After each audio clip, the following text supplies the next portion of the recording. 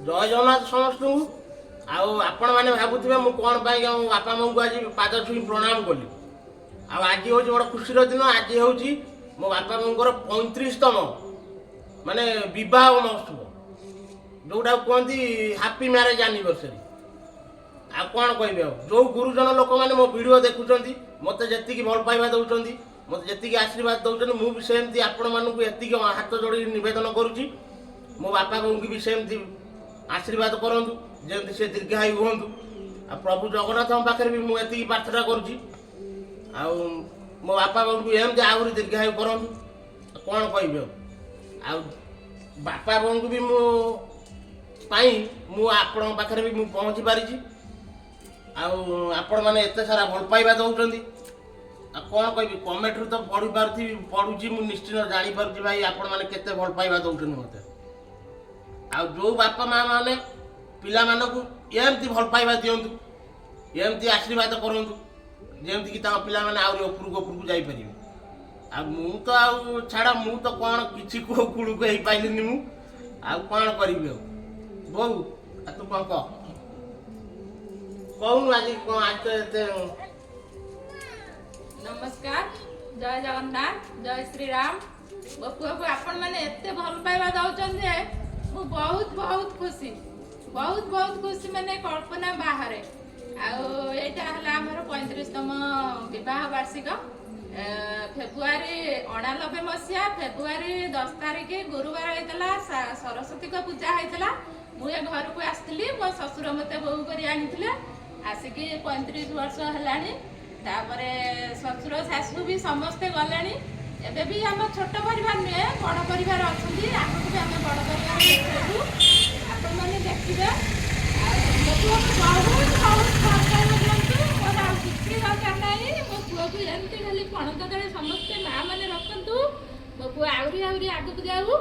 आउ किसी मोर आउ किसी आवश्यक नहीं मो पुआ को बहुत आशीर्वाद कर मोर परिवार कह गले मो बापा बोऊ तीन जन भौणी तो बाहर हो भौणी आउ सेकर अच्छा दादा खुड़ी दादा दी दादा अच्छा दी खुड़ी अच्छा आउर दीटा झी अच्छी पुओ भी अच्छा सब देखे वीडियो रे सब गोटी गोटी कर देखे केवल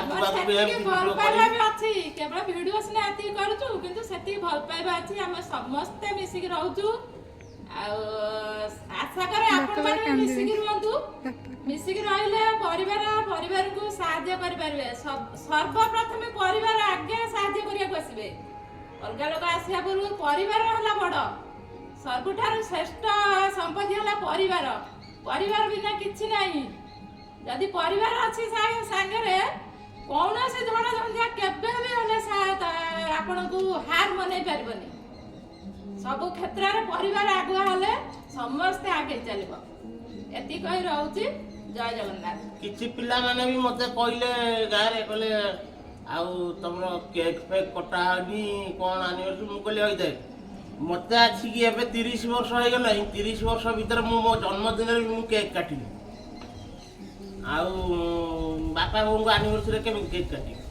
सेटा गोटे कथा कहउची मेन केक काटिले एनिवर्सरी हुए ना कि ये हुए मेन मुख्य होउची भल पाइबा आ गोटे कथा रही गला ये आपण माने जो लोक को देखुचंदी ये बहुत हृदयवान लोक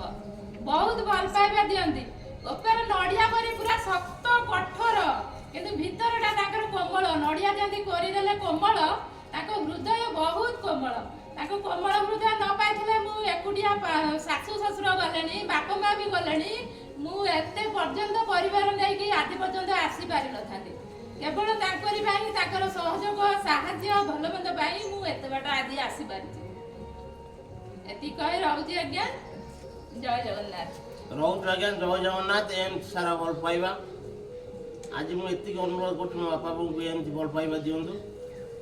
जय जगन्नाथ आशीर्वाद करंतु एम दीर्घायुष्य जय जगन्नाथ।